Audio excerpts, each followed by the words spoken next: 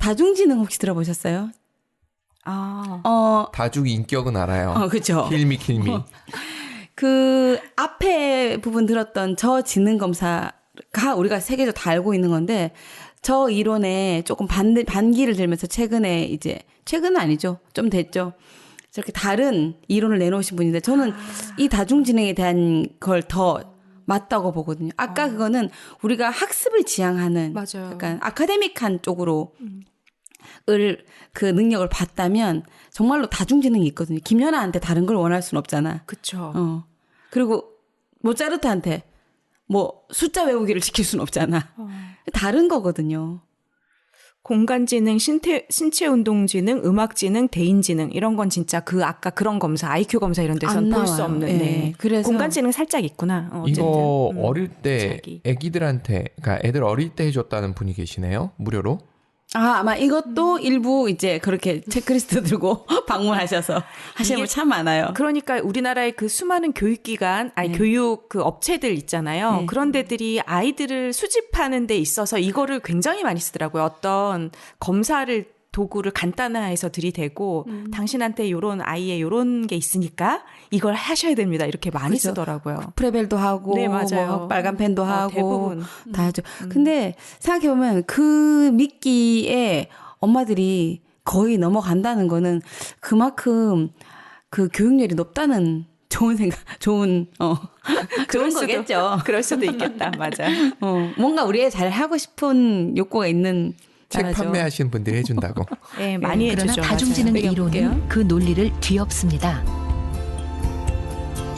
인간의 지능은 IQ 같은 통합된 방식으로는 체크할 수 없는 8개 지능으로 분화되어 있고 각 개인의 강점과 약점은 다르다는 이론입니다. 80년대 다중지능 이론을 맨 처음 주창한 사람은 하워드 가드너입니다.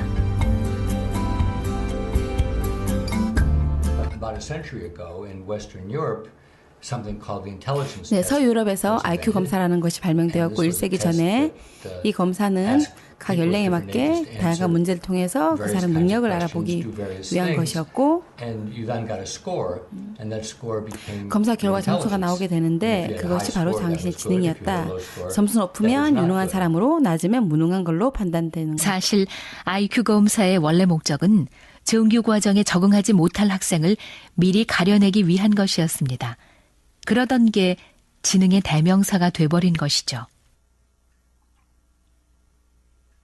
문제는 IQ 검사가 인간의 지적 능력 중 극히 일부분만을 체크한다는 점입니다. 더 큰 문제는 그 일부분이 낮게 나오면 그 사람은 아예 지능이 낮은 사람으로 평가된다는 것입니다. 인간의 잠재 능력은 사고 능력, 그다음에 창의력, 그다음에 정서 능력인데 IQ는 지금 사고 능력만 재는 거거든요. 근데 그럼 사고 능력도 IQ가 제대로 재느냐?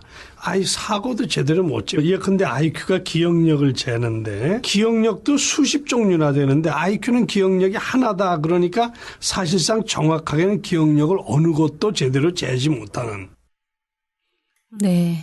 그렇죠. 어떻게 생각하세요? 아까 그 지능 검사하고 이 다중지능 얘기랑. 이 다중지능 검사가 훨씬 더 사람을 그 사람답게 인간답게 보는 것 같다는 느낌이 들어요. 맞아요. 여러 가지 항목도 되게 여러 가지고 오히려 성격이나 적성을 더 잘 파악하는 게 아닐까 싶은 생각이 들어요. 산업시대의 패러다임에 맞춘 거기에 잘 적응할 부품으로서 그런 사람들을 구별해내기에는 적합한 형태가 아니었었나. 아까 처음에 예전 거가. 지능 검사가. 네. 그럼 저도 그렇게 생각 들고 조금 더 인간의 그 감추어진 잠재력들을 더 다양하게 끌어낼 수 있는 게 다중지능 이론이지 않을까 하는데 저 하워드 가드너 박사님도 약간 천재라는 거. 네. 존 듀이 이후로 최고의 지능, 요분? 신체 운동 지능, 들어볼게요. 대인간 지능, 자기 성찰 지능, 자연 친화 지능 등의 이 8개의 지능으로 구성되어 있는데요. 자, 이제부터 각 하위 요인에 대해서 알아보도록 하겠습니다. 했나 봐요, 보니까. 네, 첫 번째로 언어 지능에 대해서 말씀드리도록 하겠습니다. 이 언어 지능이 높은 학생들은요, 자신의 생각이나 마음을 말로나 글로 잘 표현합니다. 그리고요, 상대방의 말을 잘 듣고 이해하고 또 조리 있게 표현을 잘해요. 그러다 보니까 발표나 토론을 잘합니다. 주변에서 너 참 말 잘한다 이런 말들을 많이 듣기도 해요. 이 끝말잇기 놀이나 또 이렇게 어떤 단어 표현을 굉장히 풍부하게 사용하는 강점을 가지고 있습니다. 직업적으로 보면 방송인, 소설가, 변호사 등이 있습니다. 자, 두 번째로 논리 수학 지능이 높은 학생들은요, 이 숫자에 강해요. 그래서 지나가는 차량 번호나 전화번호 등을 잘 기억하고요. 그리고 규칙 있는 놀이를 좋아합니다. 이 논리적 과정에 대한 문제를 빨리빨리 잘 해결하고요. 이 추상적인 문제의 패턴을 잘 찾아서 해결하는 것을 선호합니다. 그러다 보니까 이렇게 좀 수학을 잘할 가능성이 높겠죠. 직업들은 이 회계사, 통계학자, 과학자 등이 있습니다. 자, 세 번째로 시공간 지능이 높은 학생들은요, 이 로봇을 조립하고 또 레고를 쌓아서 뭔가를 창의적인 활동을 하고 또 이렇게 길을 찾는 활동들, 이런 입체적인 작업 활동들을 선호하고 또 잘합니다. 이 시공간 지능이 높은 학생들의 특징은요, 이 눈에 보이지 않는 공간을 머릿속으로 잘 구상하고 이를 실제로 구현하는 능력이 뛰어납니다. 이 도형, 공간, 형태 구성에 대해서 뛰어난 지각력을 가지고 있고요. 이 직업으로서는 건축가, 디자이너, 엔지니어 등이 있습니다. 자, 네 번째 음악 지능이 높은 학생들은요, 리듬과 소리에 민감합니다. 이 중학교 때 친한 친구랑 제가 길을 걸었어요. 그런데 우연히 처음 들은 영화 음악을 듣고는 바로 교실에서 피아노로 치는 모습을 보고 제가 정말 깜짝 놀란 적이 있습니다. 지금 생각해보니 그 친구는 음악 지능이 꽤 높았던 것 같아요. 이 음악 지능이 높은 학생들은요, 음악적 규칙과 요소에 대해서 민감하고 음악적 상징 체계를 익숙하게 받아들이고 창작할 수 있는 능력이 있습니다. 이 직업군으로서는 작곡가, 지휘자, 가수 등이 있겠죠. 자, 다섯 번째로 신체 운동 지능이 이렇게 직업군 높은 얘기를 많이 학생들은요, 하죠. 그래서 이게 굉장히 이 TV에 나오는 진로적성, 춤을 굉장히 잘 직업 따라하기도 상담 하고 쪽으로도 또 이 많이 쓰이기도 리듬감과 해요. 신체 거기에서 협응 능력이 좋다 이 검사를 보니까 하고 진로 같이 얘기 바로바로 나누고 잘 따라하기도 많이 쓰는 하고 것 새롭게 같아요. 만들기도 합니다. 자기 성찰 제가 지능 조금 청소년기에 참 많이 부러워했던 능력 중에 하나인데요. 특이하죠. 이 신체 운동 지능이 높은 학생들은 다 듣진 자신의 않을게요, 신체를 그거는. 소통의 방법으로 저렇게 이 교수님 정말 인간적으로 보이지 않으세요? 눈이 모였어. 그러니까 참 편안하게 보입니다. 예. 이분이 한때 인터뷰를 했는데 이렇게 저는 한국의 어떤 사교육 상품도 승인한 적이 없습니다. 한국의 부모님은 사교육 상품 업체들이 내세우는 주장을 거부해야 합니다. 아까 보셨듯이 지능검사, 지능 위주로 하잖아요. 저도 이제 조사하다 보니까 지능검사 잘 받기 위해, 지능검사 점수를 잘 받기 위한 여러 가지 또 준비 작업을 하는 또 교육이 있더라고요. 네, 그것도 사교육해요? 그러니까. 놀랍다. 제가 그 얘기 들은 적 있어요. 일본도 우리나라보다 더 그 명문대에 대한 게 크잖아요. 그래서 동경대를 들어가기 위한 학원이 있는데 그 학원을 들어가기 위한 학원이 존재한다 그러더라고요. 들어봤어요. 네. 그래서 사실 그 검사를 한다는 건 뭐냐면 현재 스코어를 테스트하기, 뭐, 알아보기 위한데, 그걸 알아보기 전에 그거 점수를 잘 받기 위해서, 그걸 다 알아버리면, 그걸 테스트 받는 이유가 없잖아요? 시력검사 표를 외우고서 시력검사 받는 거죠? 그러니까, 그 사람들이 조금 이해가 안 가는데 하여튼, 그러해요. 네. 여튼, 내 자식 잘 되고자 하는 과한 욕구, 가 있지 않나 싶은데 요거는 뭐냐면 이건 보통 학습 능력 검사예요. 학원들이나 예전에 자기주도 학습 이런 거 할 때 이런 검사를 많이 했었는데 한때 유행했는데 지금도 아마 학원에서는 할 것 같아요. UNI 검사라고 UNI 그 심리 연구소인가 거기에서 개발한 건데 학습 유형 검사, 진로 탐색 검사, 교육 유형 검사. 얘네들은 이제 주로 중고생 위주로 이렇게 적성과 학습 관련돼서 많이 하는 것 같고요. 그러니까 내가 의뢰하는 분야에 따라서 갈 곳이 다르겠죠. 이거는 이제 병원에서 하진 않고 학습센터에서 하는 거죠. MMPI라는 검사 도구인데 MBTI처럼 이렇게 체크하는 거예요, 이것도. 근데 MBTI는 그 칼 구스타프 융의 성격 이론을 베이스로 해서 16가지 성격 유형을 가지고 사람에 대해서 판단하고 유형을 평가하고 했는데 얘는 그건 아니고 좀 일반적인 성격 평가보다는 병리적 평가에 더 가까워요. 임상적으로 유의미한가 아닌가. 병리적 평가에 더 많이 쓰인다고 해야 되나? 짧게 축약된 문항이 383문항이고 그냥 원본은 566문항 토할 것 같아. 읽고 예안이오를 하는데 이거 막 뭐라 했는지 기억도 안 나고. 아니 거의 수능이다. 병리적 검사하는 애가 지치겠다. 그 아이가 와갖고. 그래서 여기서 그 오류 문항들이 되게 많아요. 그래서 거짓말을 계속 할 수 없게끔 거짓말 뭐 유형 같은 것도 많이 집어넣어놔서 그렇게 지속적으로 한 방향으로 거짓말 할 수 없게끔 만들어놨어요. 그래서 그런 타당도도 많고 뭐 이렇게 누락되는 문항들도 다 포함시켜 놓고 이렇게 해서 많은데 저거 한 1시간 넘었던 거. 1시간 넘게 계속 읽고 체크하고 그랬던 거. 한 시간이 돼요? 300 몇십 문항을? 되긴 돼요. 대신에 이제 막 빨리빨리 몰라 저희들은 그런 문항들을 읽으면서 빨리빨리 이해가 되니까. 근데 아마 처음 하시는 분들은 그게 심리학적 용어라든지 이게 상황이 빨리빨리 이해가 안 가서 조금 더 늦을 수도 있겠네요. 2시간 걸릴 수도 있겠네요. 수능이라니까. 하다가 좀 자고 다시 맞아요. 하루 종일이에요. 하루 종일. 네. 이게 이제 그 스케일 척도인데 제가 이제 다 했던 건데 한 20년 지나니까 기억이 안 나요. 뭐 약자였더라 이러면서 히스테리아, 파라노이아, 스키조프레니아, 하이포멘시아 이런 거밖에 기억 안 나요. 하여튼 근데 다행히도 한글로 나와 있어요. 아우 좋다. 이런 거 있어야 저게 돼. 타당도 척도 알 수 없다. 부인 척도 K 척도 F 척도 다 있죠. 저렇게 응답하지 않은 거. 단순하고 의식적인 모범적으로 다 반 거, 뭐 비협조적인 거, 저항적인 태도, 되게 신기하잖아요. K척도 저런 거, 막 체크하다가 내가 하기 싫어가지고 막 이렇게 협조 안 이런 거 다 나와요. 저게 점수가 높은 경우는 반사회적도 좀 볼 수 있어요. 저 무섭다. 저 테스트 무섭다. 그래요, 맞아요.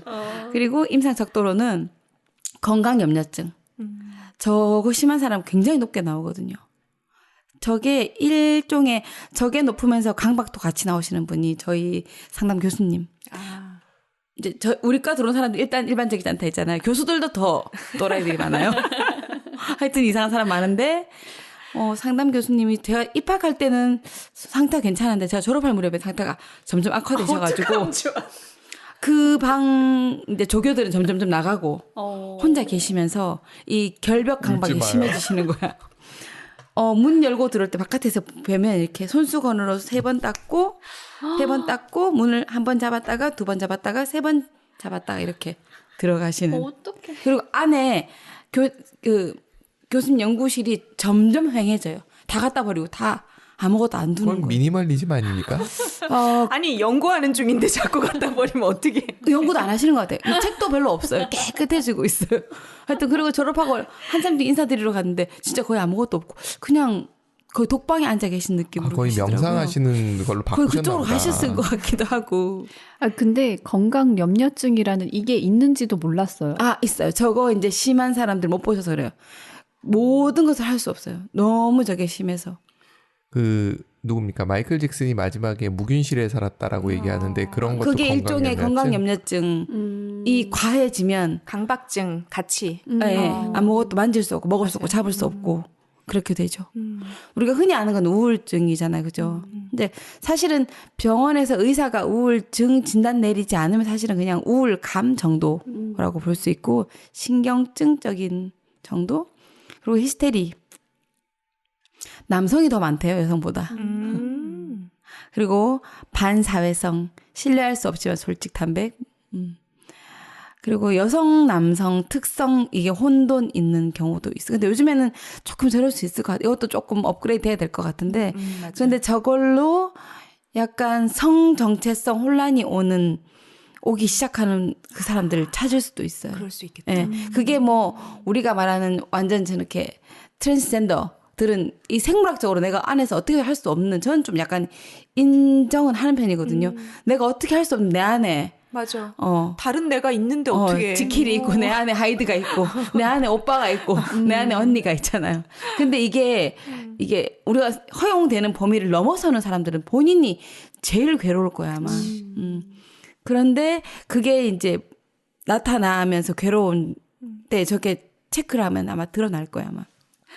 정신분열증에 예술가는 올라감 이렇게 적혀 있어요. 그럴 수 있어요. 왜냐면 예술가적 성향이 있다는 것은 왜냐면 자아와 초자아와 본능에서 이게 보통 이게 본능을 억압하고 초자아가 이렇게 위에서 바라보고 있고 이게 적절한 우리가 비율이 있잖아요. 예술가들은 이 이드 부분이 많이 올라와야만 예술이 되거든. 그치. 정신 바짝 차리면 예술이 안 돼요. IT를 예술이 해야죠. 절대 안 되는 이유가 그거군요. 대부분 다 예술가들은 비극적인 삶을 맞이하면서 죽잖아요. 왜냐면 인간의 가장 바닥에 있는 거를 내가 99% 쓰고 있기 때문에 죽음도 그들은 죽는다고 불행이라 생각하지 않을 거야 아마. 근데 잠깐 이쪽에 살다가 장소를 옮겨서 저쪽에서 내가 예술적 행위를 한다 생각할 수 있고.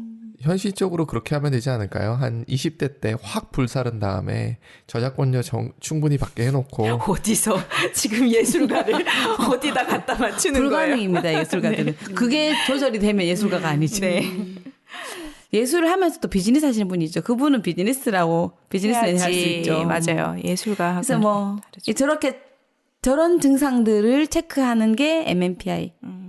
요거는 부모들한테 이렇게 저 MMPI 프로파일을 가지고 이제 또 분석을 하죠. 보통 내담자가 오면 본인이면 본인이 하고 아이가 오면 부모들 저거 시켜요. 요거는 이제 우리가 잘 아는 MBTI는 제가 안 썼어요. 네, 워낙 많이 해가지고. 네. 그리고 MMTIC이라고 해서 MBTI의 아동 버전. 그대로 똑같이 나와 있는 아동 버전 있어요. 그래서 이게 아마 만 8세부터 13세까지 아마 할 수 있는 버전일 거예요. 저것도 아이들 KPIC 한국아동 인성검사와 저거를 같이 두세 가지 섞어서 아이를 보면 정확하게 판가름할 수 있을 것 같아요. 그래서 보통 하나만 하진 않거든요. 여러 개 해요. 그다음에 투사적 검사. 드디어 나왔네요. 말을 더듬어. 고전에 한 거 하나 읽어드리면 골드바님이 아까 말씀해주신 다중지능 관련해서 KBS 다큐에서 8가지 다중지능의 한 가지 더 9번째 지능에 대해서 나왔대요. 그게 영성지능도 얘기했다면서 위젤라 방향가도 맞다고 저도 본 것 같아요. 영성지능. 그게 흔히 조금 뭔가 자료로나 뭔가 입증되지 않는데 최근에 저도 이제 자꾸 명상 얘기를 했었는데 저는 좀 구체적이고 현실적이고 데이터를 원하는 사람이 제가 이제 이런 일을 해서 그런지 아니면 원래 그 성향인데 이 일을 또 해서 그런지 약간 그런 구체적인 근거들을 좀 많이 원하는데 저도 명상과 영성에 대해서 알고 싶고 공부를 하고 싶지만 그걸 막연하게 추상적으로 말고 그걸 좀 과학적으로 알고 싶은데 그걸 또 증명하고 논문으로 데이터화하면서 내놓는 사람들이 조금씩 나타나더라고요. 그리고 전 특히나 이제 그게 그런 명상과 영성의 능력이 올라갔을 때 뇌 기능과 그 실질적인 생물학적인 뇌의 부위가 어떻게 활성화되고 두드러지게 발달되는가까지도 지금 나와 있으니까 앞으로 조금 더 연구되면서 좀 일반화되지 않을까 싶어요. 그러면 그런 것도 일반화되어지면 사실 약물 남용이라든지 그 과학이 정신과에 의존한다든가 저렇게까지 가기 전에 생물학적인 타고난 기질적인 유전적인 그런 정신병리가 아니라면 조금 많이 도움되지 않을까 싶거든요. 저는 혹시 그래서 잘 아는 바가 없어 여쭤보는데 인도가 그래도 요가와 명상이 좀 많이 대중화되어 있잖아요. 그쵸. 자살률이나 그 정신병리가 조금 낮지 않을까 아는 바가 없네요. 그죠? 그럴 것 같아. 왠지 그들은 다 신의 뜻이기 때문에. 근데 되게 인도 사람들하고 생각을 했더니 인상이 다들 좋을 것 같아요. 그래서 그렇게 자기 내면을 성찰하고 약간 좀 바라보면서 약간 느슨하게 행복하게 살 수 있는 길을 찾는 거, 내면 속에서 찾는 거 되게 중요할 것 같아요. 투사적 검사. 이 투사라는 단어를 아시죠? 다른 사물이나 사람, 어떤 현상으로 통해서 나의 감정을 이입해서 빗대어서. 왜냐면 성인은 언어라는 도구를 쓰기 때문에 이 언어가 얼마든지 모범적이고 규범적이고 아니면 반사회적이고 내가 조금 싫지만 아주 싫은 듯이 아니면 나는 정말로 지킬 박사와 하이드처럼 안에는 괴물이 있지만 아닌 밖에서는 너무 얌전하고 아름답게 아름다운 언어만 쓰면서 그럴 수도 있거든요. 근데 저 투사적 검사로는 조금 나타나요. 근데 저것도 투사 검사에서 나중에 얘기 드리려고 했는데 문장 완성 검사 저기 맨 끝에 있는 네. 아래쪽에 있는 SCT라고 해서 저거는 덜 완성된 미완성된 문장을 제시해서 그 사람이 나머지 문장을 완성하게 만드는 거거든요. 재밌겠다. 근데 좀 이따 하시면 좋을 것 같아요. 조두순 게 나와 있더라고요. 제가 올리려다가 조금 그래서 무섭잖아. 근데 네. 너무 바람직하게 너무 평온하게 아무렇지도 않게 잘 썼어요. 잘 썼어요. 글을 체크할 수 없어요. 소름 돋아요. 그러니까.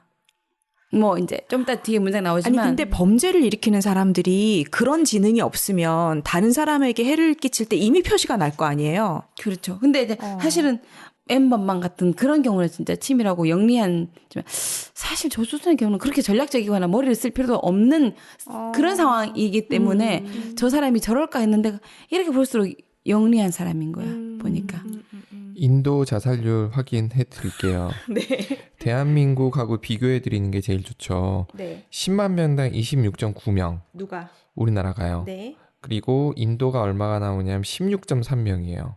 한 10명 정도가 적은 거네요. 예, 이게 쭉 가다 보면 북한은 좀 통계가 애매할 테니까 빼고 아랍에미레이트가 2.8, 필리핀이 3.2예요. 그렇게 치면 인도가 낮은 건 아니네요. 그러네요. 낮은 건 아니네. 뭔가 압박이 있을 것 같은. 다른 형태의 압박이 맞아요. 있는가 봐요. 사회 계층 간의 압박이나 뭐 이런 게. 그래서 이제 한번 투사 검사를 들어가 볼게요. 그림 검사는 또 많이 해보셨죠?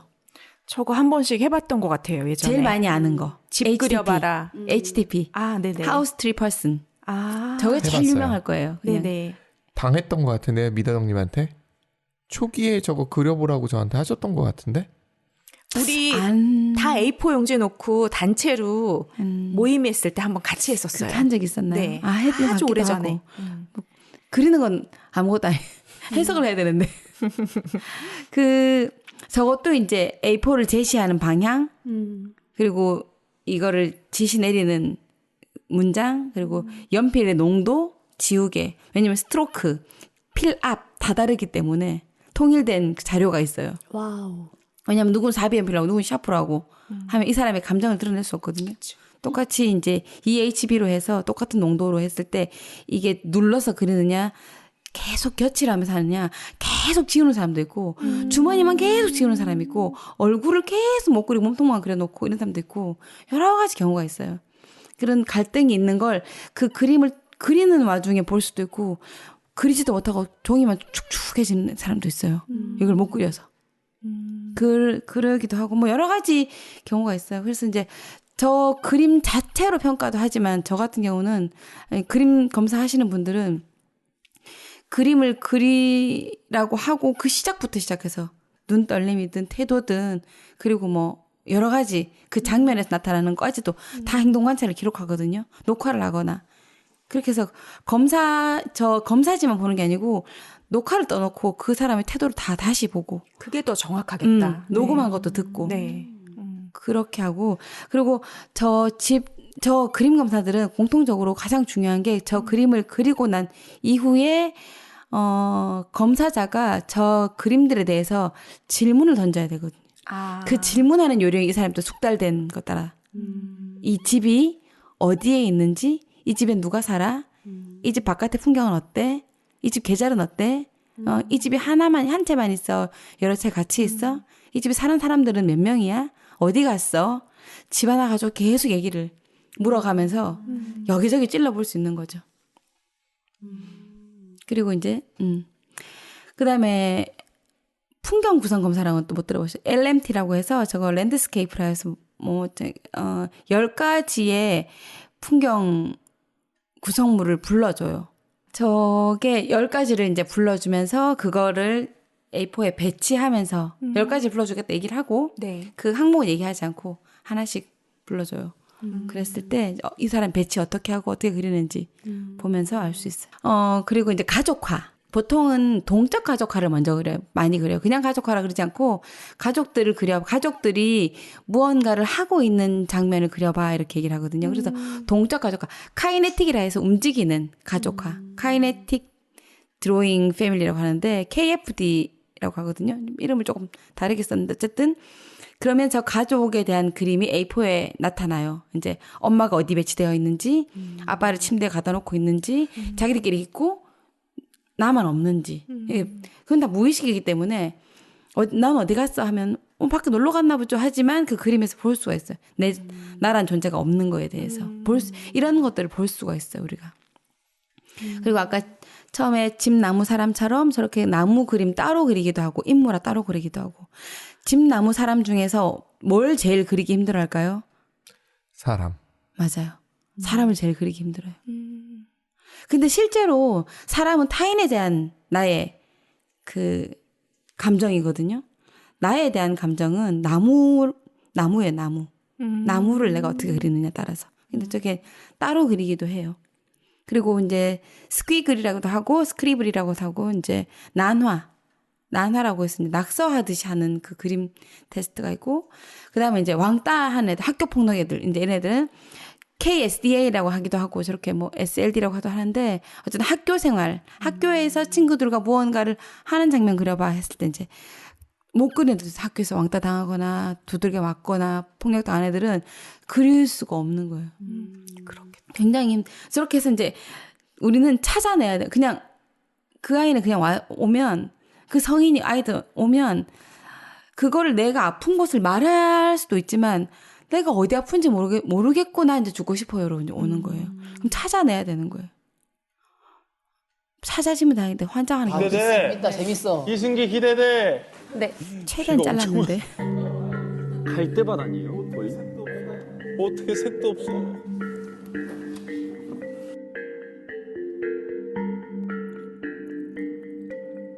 빗속의 지금 사람을 일단 저희가 그리려고 봤을 때 하나요? 지금 비의 양이 굉장히 딱 봤을 때도 많아 보이는데 이 정도는 많은 편인 건가요? 네, 많이 오는 것처럼 나 많이 보이기는 안 해요. 그린 건데? 그런데 본인이 지각할 때는 많다고 안 느껴요. 네. 진짜? 네. 아니 정말 네. 정말 저 비가 네. 제가 많게 보이는 거는 비가 안 보일까봐 좀 많이 그려놓은 거긴 한데 네. 별로 저는 그게 많은 비가 안 그린 거거든요. 많은 비를 그린 건 아니에요. 이거를 본인이 봤을 때는 많은 그림이라고도 안 보이는 거죠. 네, 네. 전혀요. 근데 우리는 봤을 때 비가 되게 많이 오는 것처럼 그렇죠, 보이잖아요. 네. 그러니까 진짜? 네. 그러니까 이제 사람의 지각의 차이가 이런 데서 있어요. 똑같은 걸 봐도 다르게 지각하잖아요. 근데 4명은 다 많이 오는 걸 보고 있어요. 아 저게 완전 폭우처럼 보여요? 네. 그러니까는 근데 지금 승기 씨는 표정이 있어요. 네. 이 그림을 보면 표정이 있는데 표정이 너무 흐뭇하고 이렇게 되게 맞아요. 이렇게 좀 기분 좋은 느낌 있죠. 이게 딱 보면서 아 좋다 이런 느낌이 있어요. 그러니까 이 사람은 우리가 봤을 땐 너무 폭우인데 그러나 이제 빛을 바라보는 것처럼 여기 이제 이 가로등에 불빛이 이렇게 비치고 있거든요. 근데 가로등이라고 하는 것이 사실은 조금 외로움에 대한 것들도 있기는 해요. 승기야! 승기야! 네,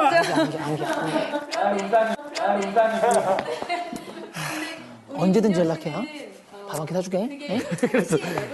근데 우리 진혁 씨의 외로움하고는 조금 다른 것 같아요. 왜냐하면 승기 씨는 누구를 생각하면서 되게 미소 짓는 그 느낌이 있어요. 네. 그리고 저는 진짜 솔직히는 누가 굳이 네. 안 와도 상관없는. 맞아요. 슬퍼. 네. 재밌다. 그러면 저는 누가 볼 때는 엄청난 스트레스 양인데 제가 그냥 버틸만 하다고 생각하니까 그냥 버티는 건가요? 버티는 게 아니라 본인은 버티는 것 같지 않아요. 이 버티는 표정 아니고요. 네. 그냥 즐기는 거예요. 이 좀 괜찮아요, 그냥. 아니 얘는 진짜 힘든 내색은 진짜 안 하는 편이에요. 네. 저렇게 그림 검사로 간단하게 이렇게 얘기도 하지만 사실은 뭐 저 사람이 병리적이지 않기 때문에 뭐 그렇게까지 해석할 건 없어요. 근데 이제 병리적인 사람이 저런 그림을 그리고 다른 아까 MMPI라든지 여러 가지 했을 때 유심히 지켜봐야 되는 사람들이 있어요. 검사를 한다는 게 그 사람의 그 아슬아슬하게 덮어놓은 거를 치료도 시작 안 했는데 검사만 했는데 이게 터져가지고 집에 돌아가는 길에 확 일을 저지를 수도 있거든요. 검사만으로도 왜냐면 자꾸 묻고 내가 물론 검사 받으러 갔지만 아파서 치료해달라고 갔는데 오늘 검사부터 합시다. 했는데 검사할 때 건드리는 바람에 이게 터져버려가지고 결과가 나오는데 2주 걸리고 또 상담 시작하는데 또 한두 달 걸리는데 일을 저지르는 경우도 있거든요. 그래서 참 조심스럽긴 해요. 그래서 검사자가 되게 민감하게 봐야 돼요, 이게. 그래서 검사에서 넘기고 이렇게 해야 될 문제가 저는 또 아니라고 보거든요. 저야 뭐 물론 발달 아이들이기 때문에 뭐 한두 시간으로 어떻게 되는 게 아니기 때문에 괜찮은데 우울, 조울이나 다른 아까 병리적인 특성이 있는 사람들은 어떤 일을 저지를지 모르기 때문에 항상 유의를 해야 되죠. 요거는 이제 그림 검사를 잘 안 보이실지 모르겠는데 그림 검사를 해석할 때 보통 이게 딱 이렇게 공식적으로 맞는 건 아니에요. 1대1 대응은 아니에요. 예를 들어서 뭐 사과는 뭐고 그림이 해가 왼쪽에 있으면 아버지가 무서운 거고 뭐 이런 식으로 하진 않지만 대체로 예를 들어서 나무를 오른쪽으로 꺾어지게 그리면 이 사람은 조금 튼튼한 기둥에 오른쪽으로 좀 꺾어진 나무다. 이 사람은 좀 자아가 튼튼하고 조금 외향적인 성향이 있는 사람이라 볼 수 있고 종이로 봤을 때 왼쪽 구석팅에 조그맣게 나무를 그린다. 되게 좀 위축되어 있고 안으로 들어가고 싶어하고 밖으로 나오기 힘들어하고 집을 그리고 울타리를 그려서 단단히 이제 에워싼다. 그러면 외부와 단절되고 싶은 본인의 욕구 뭐 이런 걸 나타내기도 하고 그래서 저렇게 왼쪽은 내향, 오른쪽은 외향, 위쪽이 불안정. 집이 적당한 위치에 우리가 있어야 되는 선이 있잖아요. 느끼는 안정감. 근데 공중에 붕 떠서 거기다가 줄을 꺼놓으면 이 사람이 느끼는 불안감이 점점 이제 심해지고 있다는 걸 알 수 있거든요. 그래서 저런 걸 기준으로 하지만 저게 꼭 그렇지도 않아요. 또 요즘엔 저는 아이들 하면서 학원에서 배운 애들이 있어요 또. 그래서 그거는 또 평가가 좀 잘 안 돼요. 학원에서 이렇게 그려라 저렇게 그려라 했기 때문에. 그래서 물론 학원에서는 뭐 크레파스나 물감 갖고 하기 때문에 도구가 달라서 연필을 주면 다르기도 하지만 그래도 뭐 크로키도 그리고 데생도 그리기 때문에 조금 그것도 참고해야 될 것 같더라고요. 이런 걸 그림 검사 해석을 잘하는 거는 많은 그림을 받아보고 이 그림 가지고 그 아이하고 얘기를 진짜 많이 나눠보는 거. 제가 자꾸 아이를 얘기하는 제가 이제 아이를 중심으로 했기 때문에 성인이든 아이든 이 그림으로 검사자가 내담자한테 얼마나 많이 물어볼 수 있느냐에 따라 다른 것 같아요. 검사자가 보통 초심자들은 물어볼 말이 없어. 그렇지. 아는 게 있어요. 물어보지. 물어볼 말이 없어. 물론 그리고 우리가 문항을 한 20개 정도 준비해서 들어가요. 그것도 규격화된 문항이 있는데 그 문항을 20개를 다 묻는 게 중요한 게 아니고 한 3개쯤 물어가다가 여기서 뭐가 걸리면 거기서 더 물어가 이쪽으로 가야 되는데 1번 뭐 2번 뭐 3번 뭐 이렇게 진도만 나가는 거지. 20개 다 물어봤는데 아무것도 없는 것 같은데요. 이제 이렇게 될 수 있죠. 그래서 그렇게 이 그림 가지고 내면을 찾아 들어가는 거. 저 나무에 있어서 옹이 옆에 이렇게 있는 옹이도 성장 과정에서 약간 상처라고 볼 수도 있지만 또 어떤 애들 최근에 선생님이 보고 그리라는 나무가 이거였는데 그걸 따라 그래서 그럴 수도 있고 또 그런 거 참고 좀 하셔야 될 것 같고 근데 저렇게 옹이를 저렇게 그린 것도 있지만 유달리 옹이만 열심히 그리고 그렸다 하는 애들도 있어요. 그리고 저렇게 이제 다리를 딱 붙여놓은 여자아이 같은 경우 조금 경계 그리고 이제 저렇게 지금 하트 하나 그려놨죠. 저기 단추를 막 그려놓은 애들도 있어요. 저런 애들도 약간 살짝의 강박이나 약간 외부와의 회피하고 싶은 욕구들 이런 거. 지붕도 약간 회피, 경계일 수도 있고. 그리고 지붕이 살짝 집이 약간 휘어져 있죠. 그리고 뭔가 집 창문과 문의 모습이 좀 앙 다물어 놓은 것 같은 활짝 열린 느낌이 아니고 창문의 느낌이 앙 다물어가지고 약간 이렇게 얘는 전반적으로 조금 다리도 그렇고 지붕 모양도 그렇고 집 모양도 그렇고 살짝 불안정하면서 해서 앙 다물고 있는 뭔가를 이렇게 딱 이렇게 빡 쥐고 있는 느낌? 근데 항상 검사 그 검사 하나로만으로는 알 수 없다는 거. 네. 예.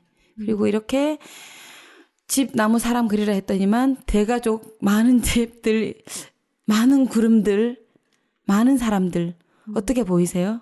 드레스피님 그냥 느껴지는 느낌은 되게 뭔가 가득 차 보여요. 이 아이에 어떤 감정이 있을까요? 아이인지 성인지 모르겠지만 외로운가? 저도 조금 무언가로 계속 채우고 싶은 욕구. 허전함이 뭔가 커서 그 빈자리를 계속 채우고 싶은. 그것도 있고 살짝 강박도 보여요. 지나친 세로줄 이 두드러지죠. 그게 이제 불안과 강박과 약간 공허함을 메우기 위해서 이렇게 그리고 저 태양과 구름들 나를 짓누르는 압박감들이 뭐가 있는 것 같아요. 조희연 님이 거의 동시에 그 얘기해 주셨어요. 자로 잰 듯한 느낌, 이 강박? 네, 예. 살짝 엄격한 부모 밑에 자라서 정확한 강박, 얼굴 모양도 똑같잖아요. 구름도 다 똑같이 웃고 있네요. 예, 거의 스티커 붙인 것처럼. 아, 조커에서 조커가 계속 웃잖아요. 웃어라 웃어라 해서 웃는 거인 그런. 예. 그런 조금 걸 저는 수도 외부 있네. 압박이 특히나 가족 중에 성인일 수 있을 것 같다는 생각이 들어요. 그렇죠. 신기하죠. 이것도 나무가 옹이와 곁가지들이 유달리 두드러지죠. 그리고 왼쪽으로 치우쳐져 있고 기둥이 불안정해 보이죠. 원래는 대체로 밑으로 넓게 그리고. 근데 저걸 아는 사람들도 그려봐 하면 그냥 자기가 그리고 싶은 대로 그리게 돼요. 막 신경 써서 되게 이렇게 해야지 아니고 그냥 저렇구나 하고 이제 그냥 좀 얘기 나누다가 그리라고 하면 그냥 자기가 내면이 툭 튀어나오는 게 투사 검사예요. 그다음 로샤 검사. 이건 로샤는 사실 제가 공부만 했지 실제 테스트를 하진 않았어요. 왜 로샤가 저게 성인용이기 때문에 저는 주로 아이들을 했고 저게 로샤가 아까 말씀드렸듯이 굉장히 어려워요. 해석이 너무 달라서 좀 어려운데 어쨌든 이것도 요거는 이제 조금 설명을 드리자면은 1920년도 때 스위스의 정신과 의사 그 헤르만 로샤라는 사람이 그 잉크 반점 우리 데칼코마니라고 그러죠. 네. 그 도화지 반 딱 접어서 이렇게 나오는 양쪽에 같은 얼룩 이걸 가지고 불특정한 모양의 얼룩을 가지고 그 사람의 내면을 알아볼 수 있게 질문하고 답하고 녹음하고 이렇게. 그걸 보고 얘기해보라 그런 거예요? 네. 그러면 그 해석이 얼마나 어렵겠어요. 완전히 오픈되어 있는 해석이잖아요. 그러네요. 네. 그래서 이것도 이제 바탕은 프로이드 바탕과 융 바탕이 되기 때문에 그러니까 이런 검사들은 너무 힘들어요. 이것도 채점은 있긴 있어요. 근데 그 채점과 해석은 완전 하늘과 땅이기 때문에. 그렇겠다. 그림은 이런 것들이에요. 1번 카드, 2번 카드 이렇게 한 장씩 보여주면서 이거 본 적 있어요. 어디서 보셨어요? 이거 인터넷에서 심리 테스트 검색하면 이런 게 막 나와요. 카드. 네, 그렇죠. 그래서 인터넷으로 하는 것들은 검사 자체의 기술적인 것들은 온라인으로도 많이 할 수 있어요. 얼마든지 해서 집어넣고 할 수 있지만 끝내는 심리 측정을 한 거 가지고 심리 평가를 해주는 그 전문가에 의해서 얘기를 다 들어보는 게 가장 중요한 것 같아요. 저 그림들 3번 그림 어떻게 보여요? 방송 보시는 분 너무 멀어가지고 안 보이시죠? 골반 뼈 같아요. 골반 뼈. 좀 그렇게 보이기도 한다. 아니면 사람이 마주 앉아 있는 듯한? 네. 또 특별히 눈에 들어오는 카드가 있으세요? 1번은 악마 같고.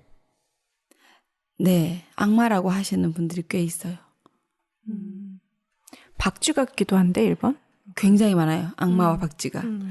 5번이 도리어 그 박쥐를 뒤집어 놓은 느낌인데 또 어떻게 보면은 캐나다에 있는 단풍나무 뒤집어 놓은 것 같은 느낌도 살짝 있고. 네. 저는 약간 10번 카드가 네. 그 가운데 에펠탑이 있는 것 같은 느낌이에요. 네, 저도 에펠탑 앞에 여왕이 뭔가를 이렇게 쫙 펼쳐서 있는 것 같은 느낌? 나는 두 사람이 마주보고 손잡고 있는 것 같아. 에펠탑 앞에. 그쵸. 8번은 외계인이 네. 나타났을 때의 저 모습일 것 같아요. 외계인이 나타났을 때? 8번? 그 8번이 약간 인체 같은데요. 이게 다 다르게 보이는구나. 그쵸. 아까 드레스피님이 아까 한 번도 자궁이라 그러고 네. 8번도 인체. 7번은 사람 얼굴 같아요. 사람 얼굴에 약간 옆모습이요? 피에로들이 아니에요. 옆모습 아니고 정면이에요. 정면? 피에로 어떻게 정면이지? 이게 진짜 양쪽에 모르겠네. 네. 아, 제가 작은 화면으로 봐서 더 그렇게 보였나 같아요. 지금 조희연님 5번은 악기 같아요. 첼로의 해금 같은. 보이시나 보네. 네. 화면도. 골드. 네. 그 1번부터 7번까지는 흑백으로 된 그 잉크 반점이고요. 8, 9, 10번은 컬러가 들어가 있죠. 이 검사가 가장 투사 검사로서는 최고봉이에요. 되게 해석도 어렵고. 이게 뭐 같아요 하고 얘기해도 그거를 계속 질문하면서 끌어내야겠다. 그죠? 그럼요. 끌어내기도 하고 그걸 파고들면서 치료까지 연결을 할 수 있으면 제일 좋고 네. 그거를 찾아내는 것도 이 사람의 그 무의식 속까지 따라 들어가서 찾아내서 이 사람이 인지하지 못하는 가운데 그 투사되는 여러 가지 감정들을 끌어낼 수 있으려면 어마무지하게 노력이 들어가야 되더라고요. 저는 제가 이걸 어디서 봤는지 기억이 났는데요. 네. 물론 인터넷에서 본 적도 있는데 제가 그 강박이 너무 심해서 심리 검사를 병원에서 한 적이 있었어요. 그게 몇 살 때쯤이에요? 그때 20대 때요. 그랬는데 저 카드 보고 계속 뭔가를 질문을 되게 많이 했었는데 1시간 거의 2시간 가까이 걸렸던 것 같아요. 야, 그래도 나 좀 그래 그러고 찾아가기도 하고 되게 용감한 사람이네. 그게 네. 기절하면서 그게 원인을 몰라가지고 여러 가지 검사를 하다가 이제 심리로 간 거예요. 그렇게도 오더라고요.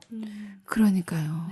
이게 필요한 사람은 그때 내가 필요하다는 걸 알아차리는 것만으로도 되게 훌륭한 거예요, 진짜. 맞아요. 대단하세요. 어떻게 심리적으로 기절하지? 전 피 뽑고 기절을 해봤는데. 피 뽑고 기절한 것도 심리에 뭐가 있으실 거예요. 피를 보고 아무나 다 기절하진 않아요. 본 게 아니라 뽑혔다니까요. 근데 신기한 게 이렇게 검사를 하면서 내가 본 거, 내가 생각이 드는 걸 얘기를 하면서도 또 감정이 풀리는 사람들도 있어요. 그냥 이 내 감정과 무관한 저 얘기를 함으로써 그냥 스트레스나 어떤 갈등이 해소가 일부 되기도 하더라고요. 그래서 검사 도구들이 되게 진단의 도구도 되지만 치료의 도구도 되기도 해요. TAT 주제 통각 검사. 이 단어가 좀 와닿으시나요? 전혀요. 어떻게 하라는 건지 모르겠는데. 그 한국말로 번역하면 참 이상하게 되는데 그 어떤 그 장면을 가지고 그 장면을 내담자가 스스로 주제를 만들어서 내가 인지하는 나의 감각적으로 내가 느껴지는 감정적으로 느껴지는 것을 해석해서 설명하는 거예요. 아까 로샤랑 좀 비슷할 수 있지만 이거는 장면이 뚜렷하게 나와요. 뒤에 보실게요. 네. 이거 설명이구나. 뒤에 뭐 있는지 몰라가지고. 죄송해요. 불완전한 인물 또는 애매모호한 상황이 있는 카드가 있고요. 이에 대해서 그 상황이라든지 등장인물 등이라든지 그에 대해서 어떻게 과거, 현재, 미래에 대해서 내가 설정을 하고 그다음 피검자가 본인 이야기를 만들어내는가에 따라서 평가하는데요. 개인의 욕구 또는 동기 또는 주제 환경에 대해서 내가 내 나름대로의 통각, 투사 등을 볼 수 있는 그런 검사거든요. 이게 설명은 좀 복잡하지만 뒤에 그림만 볼게요. 저건 문제 있습니다. 네. 제가 최근에 핀란드 얘기를 좀 들었었는데 핀란드 언어에는 미래 시제가 없대요. 그런 사람들은 저거 하면 이상하게 나올 것 같은데. 그 사람 뺍시다. 미래 시제가 없다고? 근데 없대요. 되게 신기하더라고요. 시제는 없지만은 마음으로는 알고 있지 않을까 싶은데 어떻게 미래가 전혀 다르게 없지? 표현하는 게 있지 그러니까요. 않을까요? 그러니까 언어상의 차이 때문에 생기는 게 있지 않을까라는 생각을 해봤습니다. 요거는 TAT 성인용인데요. 상체를 벗은 여자가 침대에 누워있고 이불을 가슴 밑까지 덮고 있고 남자가 오른팔을 눈을 가리고 두 다리를 약간 벌린 상태에서 서 있습니다. 여자로부터 등지고 서 있습니다. 여기에서 이제 타임라인을 잡아야 되는 거죠. 주제를 잡고 이 상황을 내가 설명하는 거죠. 뭐냐면 이게 어떤 거냐면 이 그림을 보고 상황을 설정하고 그걸 해석해내는데 거기에 베이스에서 오늘 내 기분, 내 감정이 들어가잖아요. 그걸 베이스로 해서 내가 저 그림을 해석해내는 거잖아요. 그래서 이걸 합쳐서 주제 통각 검사라고 해요. 통각이라는 단어를 우리가 잘 안 써서 그런데 통각이라는 게 나의 현재 감정과 상황을 고려한 저것에 대한 해석. 을 얘기하거든요. 아까 막 글자로 주절주절 썼지만 네. 예, 어떻게 보이세요? 남자가 우는데 조금 그 유추할 수 있는데요. 그 남자랑 여자가 연상연하인 거예요. 누가 그래? 연상? 여자가 연상인 거죠. 네네. 근데 얘기해 주세요. 재밌을 것 같아. 재밌을 것 같아요. 벌써 재밌는 소설이 나올 것 재밌네. 같아. 네. 벌써 재밌네. 네. 근데 이제 여자의 그런 욕구를 못 이겨서 하룻밤을 잤어요. 근데 네. 여자는 기억을 못 하는 거죠. 술을 먹고 술을 실신을 먹고, 하고. 그리고 실신을 하고 못 일어난 상태인데 남자는 너무 행복한 거예요. 이 누나의 마음을 내가 드디어 잡았구나. 근데 이 누나는 나를 못 본 채 하고 기억도 안 나니까 속이 상해서 울고 있는 거죠.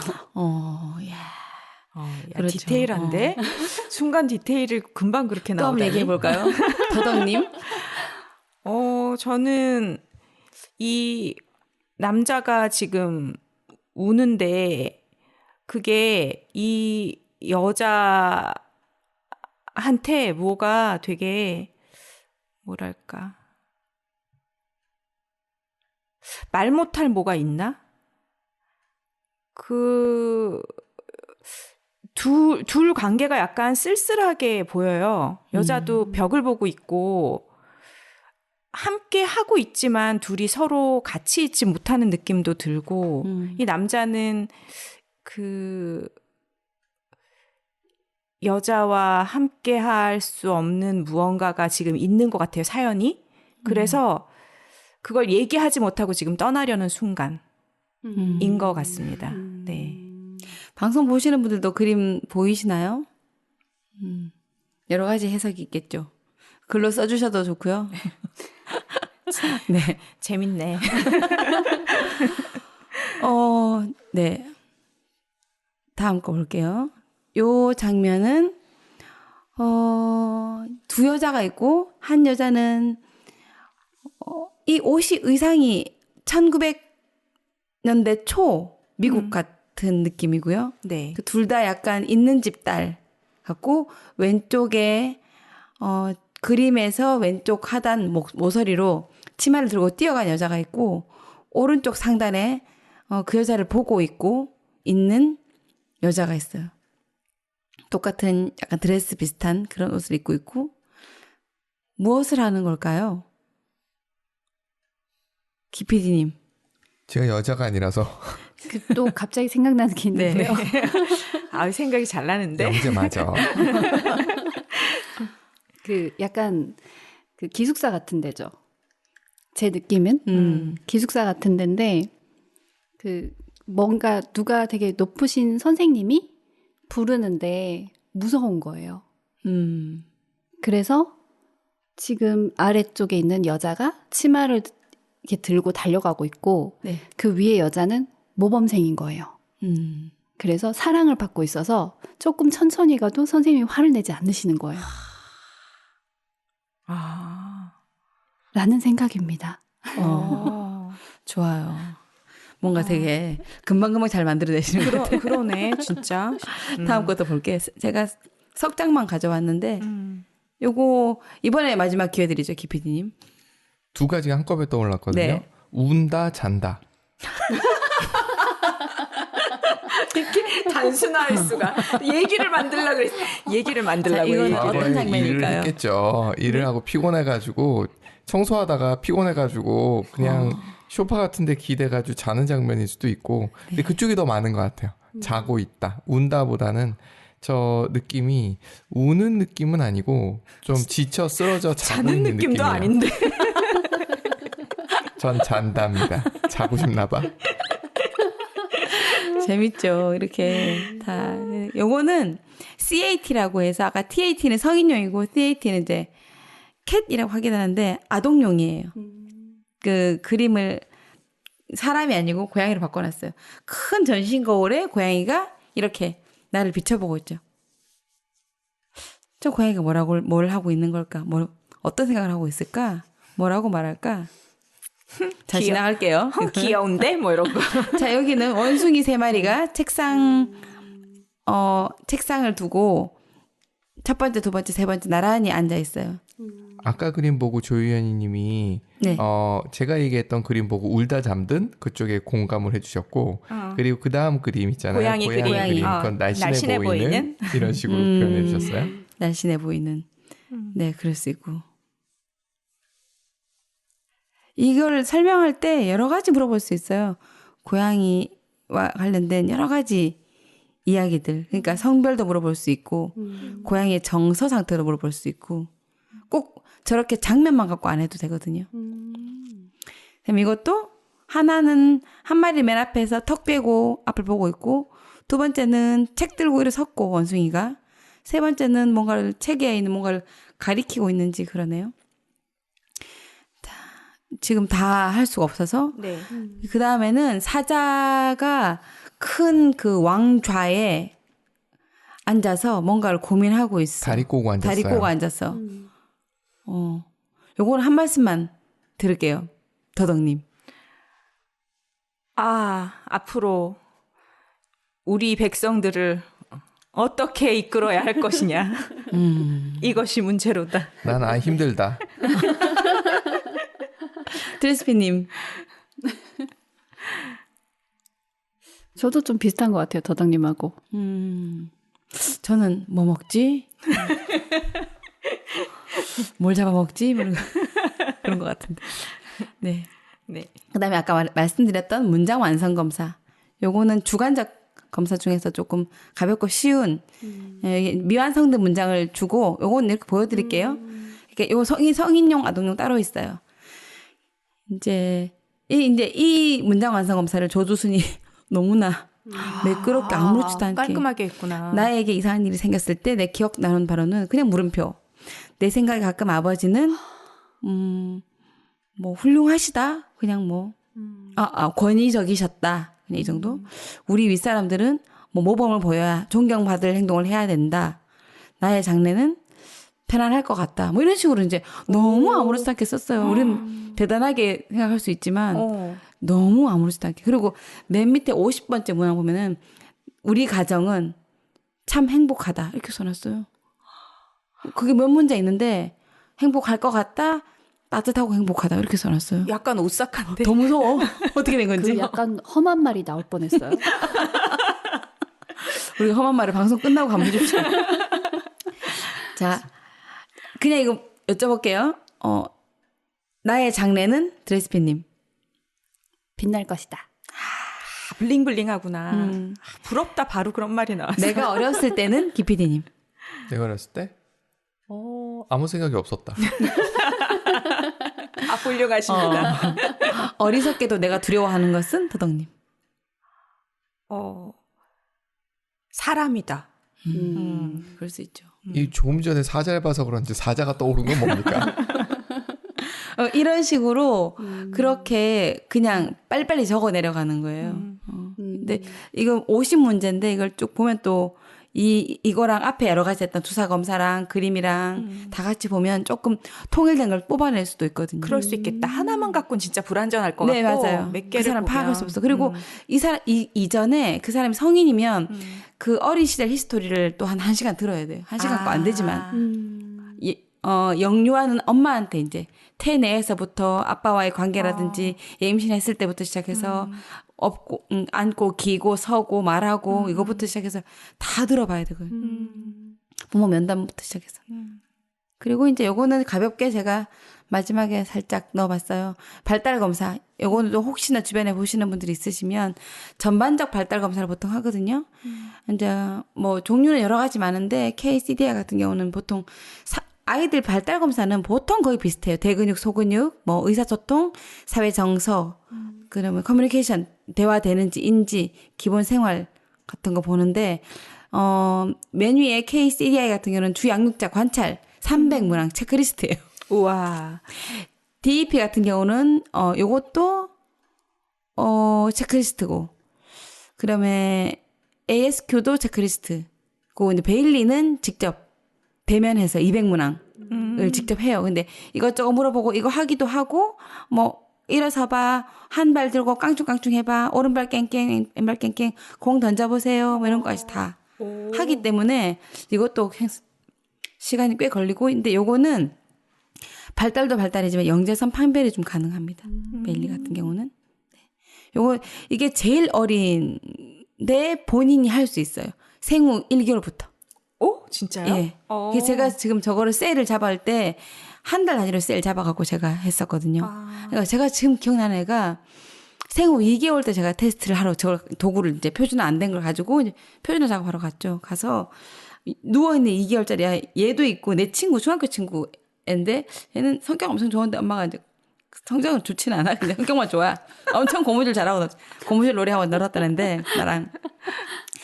이 두 아이를 딱 봤을 때 똑같이 2개월이었나? 2개월, 3개월이었나? 그런데 어쨌든 그 개월수대로 체크하는 거니까 이제 저 아이들은 뭘 보냐면 이제 시각 따라가기를 보거든요. 줄 달아가지고 뭔가 달아가지고 위에 이제 가로로 따라오는 범위 몇 센치 따라오는지 많이 흔들어서 따라오는지 그리고 세로로는 좀 힘들거든요. 얘네들이 따라오는지. 근데 우리 직원 중에 있는데 그때 당시에 복지관 사회복지사 직원이 있었는데 그분이 이제 박사과정 하면서 복지관 다니면서 임신을 해가지고 근데 그 언니가 되게 좀 똑똑하고 되게 막 좀 성실하고 이제 영민한 사람이었어요. 근데 그 언니 애기였거든. 2달이었는데 근데 이상하게 2달째 내가 이 30초 넘게 집중하는 거예요. 이 툴을. 보통 이게 한 4, 5초밖에 못 가거든요. 근데 친구는 그냥 정상, 지극히 정상. 그냥 30초 넘게 가고 세로도 이렇게 되게 오래 가는 거예요. 신기하다 되게. 내가 했던 애 중에서 가장 우수했던 애예요. 한 6, 7세 돼서 얘를 그냥 듣게 됐는데 그때 산문집을 내더라고요. 물론 뭐 퍼블리싱 한 건 아니고 자기가 직접 써서 산문집을 그림 그리고 해서 이야. 산문집을 내고 얘가 지금 이번에 수능을 쳤나? 그런데 되게 똘똘하기도 하고 물론 학업적으로 뭐 그거보다는 아이가 전반적으로 되게 영민한 것 같더라고요. 확실히 보니까. 그래서 생후 1개월부터 할 수 있는 유일한 검사예요. 저게. 만약에 아이가 뒤집기, 앉기가 늦다. 엄마한테 조금 좀 느낌이 살짝 물어봐야 되나 싶을 때 꼭 물어보세요. 그냥 잊지 말고. 왜냐면 뒤집고 배밀이 할 때 안 하고 그냥 앉거나 건너뛰거나 하면서 뭔가 늦으면 늦네 할 때가 이미 조금 시간이 많이 갔어. 12개월 돼요. 근데 사실은 4, 5개월 때 찾아내도 치료를 할 사람이 없을 거예요, 아마. 너무 어리고. 너무 어려서 그 아이들은 뭐 언어 치료도 아니고 감각통합 치료도 아니거든요. 그래서 혹시 있으면 그런 아이들은 제가 그냥 전화로라도 컨설팅 좀 해드릴 수 있어요. 아깝더라고요. 어릴 때 하면 굉장히 빨라지는데. 이게 베일리 검사 도구예요. 이런 거 갖고 하셨어요? 저런 이 공이나 이런 것만 몇 개 갖고 오셨구나. 다는 아니고요. 몇 개만. 저 검사 도구들이 보통 한 150만 원씩 할걸요 아마. 저 몇 개 안 들은 저런 것들이. 숟가락도 들었네. 저걸로 이제 두드려 보고 마시는 척 했을 때 가상놀이. 흉내 내는 가상놀이. 그 가상놀이가 되는 게 보통 한 18개월 정도거든요. 가상놀이 안 되는 애들도 있고 그래요. 언어 발달 검사 이런 것들 있고 이거는 뭐 0에 36개월짜리 아이들 문항 체크하는 거 프레스 검사 같은 경우는 취약자 아이들이 인지 능력, 언어 능력 다 같이 보는 거. 구문, 화용 다 보는 거. 저는 언어 발달은 아니라서. 그다음에 자폐 척도 같은 경우는 카스 같은 경우 그리고 이클락이라고 이화여대에서 만든 이클락 같은 경우 자폐 평정 그게 경도인지 경중인지 중등도인지 저기에서 체크가 중도로 나왔어도 이제 이런 게 있어요. 중도로 나왔는데 얘는 치료하면은 빨리 효과를 보겠다 싶은 애가 있고 얘는 경도인데 그냥 이대로 계속 가겠다 싶은 애가 있어요. 그건 좀 봐야 돼. 어쨌든 저게 조금 아닌 아이들이 또 막 나올 수도 있어요. 근데 그런 것도 조금 눈여겨 잘 보시고 ADHD 평정척도 또 저런 것들도 요즘 많이 나와 있어요. 근데 ADHD 같은 경우는 저것만 보시지 말고 꼭 신경심리학 검사. 예전에는 신경심리학 검사가 별로 없었는데 지금으로 조금 나와 있는 게 있기 때문에 물론 할 수 있는 사람이 별로 많이 없는데 신경심리 검사, 전두엽 관리기능 검사 이런 것들 하면 되게 도움 되실 것 같아요. 네. 엄청 빠르게 뒤에 막 달렸네요. 이게 풀 배터리 검사라고 왜 배터리인지는 아직도 잘 모르겠어요. 저렇게 해서 이제 보고서 목차 저렇게 해서 쭉 검사 뭐뭐뭐 했다, BGT 검사했다, 뭐 벤더 게슈탈트 검사 같이 이제 신경심리 검사라든지 저런 도형 검사로 공간지각 보는 것도 있고 그 아이가 오잖아요. 그러면 의뢰 사유를 듣고 치료 검사자가 뭐뭐뭐를 도구를 딱 선정해요. 뭐뭐 해야 되겠다 판단하는 거죠. 그래서 얘는 지금 MMPI도 했고 K-위스크도 했고 뭐 BCT도 했고 로샤 했고 STT 했고 HTP 했고 여러 가지 많이 했죠.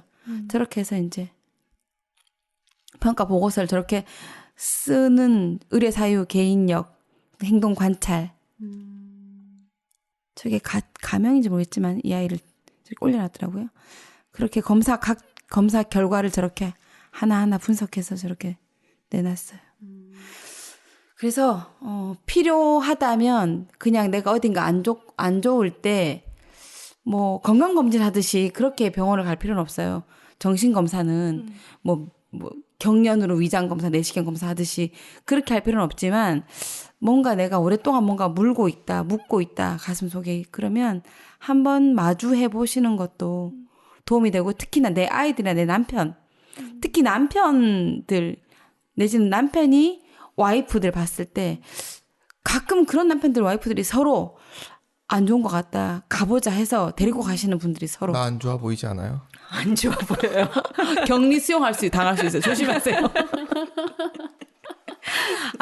참.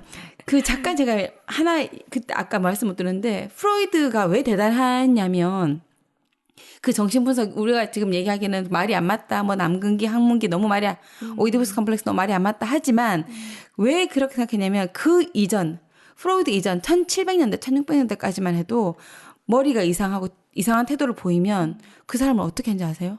악령 씌웠다고 생각했죠, 일종의. 예. 그렇죠. 그래서 그 사람을 목에 쇠사슬을 해서 벽에다 걸어두. 팔을 이렇게 해서 걸어두고 그리고 눈 뒤에 뇌가 있는 줄 알았어요. 그래서 눈 뒤로 이걸 쑤셔 넣어서 뇌를 막 후배 팠대 이렇게. 그런 식으로 물리적으로 생물학적으로 뇌에다가 구멍을 뚫고 그렇게 해서 실제 그 사람한테 생물학적으로 이렇게 해를 가하면서 그거를 뇌에 뭐가 들었나 하고 막 쑤시기도 하고 목을 묶어놓기도 하고 그렇게 하다가 프로이드가 처음으로 정신세계라는 거를 맞아. 찾아낸 거예요. 그래서 뭐 남근기, 항문기가 뭐 말이 된다 안 된다 문제가 아니고 생물학적이 아닌 우리가 눈에 보이지 않는 정신현상을 언급했기 때문에 그게 대단한 거라고 맞아요. 하더라고요. 획을 그었죠. 획을 예. 그었어. 그래서 그 사람을 기준으로 해서 이런 검사 도구들이 베이스로 나오는 것들이 다들 많더라고요, 보니까. 그래서 어쨌든 우리 정신세계를 한 번쯤 들여다봤으면 좋겠습니다. 네. 마치겠습니다. 고생하셨습니다. 수고하셨습니다. 네, 고맙습니다. 네.